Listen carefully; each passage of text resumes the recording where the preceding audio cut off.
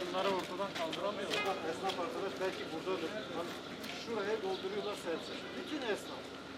Sabah hoş geldiniz. Başkanımızın yüzüne geldiniz. Siz hoş geldiniz. Kaç kişi çalışıyor? Onların Vali Bey 3 kardeş, 4 kardeş çalışıyoruz. 4 kardeş. Hayır valla ne ilgisi var Allah'ım. Olunca oluyor valla. Hayır olunca oluyor. Vali Bey siz nasıl söyleyeceksiniz inşallah? Nasıl? Ekmek yapıyoruz. Valla Vali Bey değişiyor. Yani bu pandemiden biraz düşmüş. Cümleten selamünaleyküm. Selam, hoş geldiniz. Sokağınızla ilgili problemlerden bahsettiler. Biz de bizzat gelip sizden dinlemek istedik. Ben esnaf arkadaşlar adına size razı olsun. Burası Van'ın kalbidir. Sizler artık buraya güzel bir proje, artık ne yaparsınız talebimiz bu yönde Sayın Başkanım.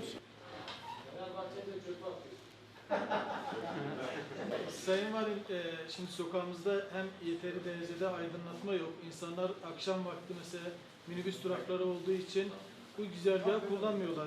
İşlek bir sokağımız vardı. Kaydettik bu sirkülasyonu. Genelde buradan geçiş yerine yan tarafta Zırhlıoğlu Market var. Özellikle aile kesimi orayı kullanıyor. Bu da buradaki esnafa ciddi şekilde zarar veriyor. Sokak işlek bir sokak ama müthiş bir görüntü kirliliği var. Hani bu konuda sizin yapabilecekleriniz ve biz esnaf olarak bize düşenler üzerinde de... Vallahi biz dükkan giydirmesi bekliyoruz. Yani böyle güzel bir sokak haline getirelim. Biz kapatalım şeylerini. Her türlü neyse üstümüze düşen olan hepsini yapalım yani. Işıklandırmalar normalde yani projede vardı da şu an bırakılmadı tabii. Buraya sizi bizzat ayaklarınıza gelerek dertlerinizi dinlemek istedim. Yapılabilir nedir? Yapabileceklerimiz neler olabilir? Önümüzdeki dönemde buraya arkadaşlar alsınlar projeye yapmamız gerekiyor. Zabıta ve diğer arkadaşlar gerekli önlemleri de alsınlar. Emniyete de söyleyelim.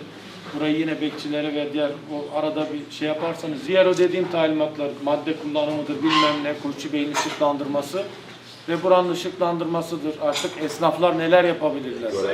Dükkan giydirmesidir veya diğer şeyler yapılabilir mi? Onlara bir bakalım inşallah.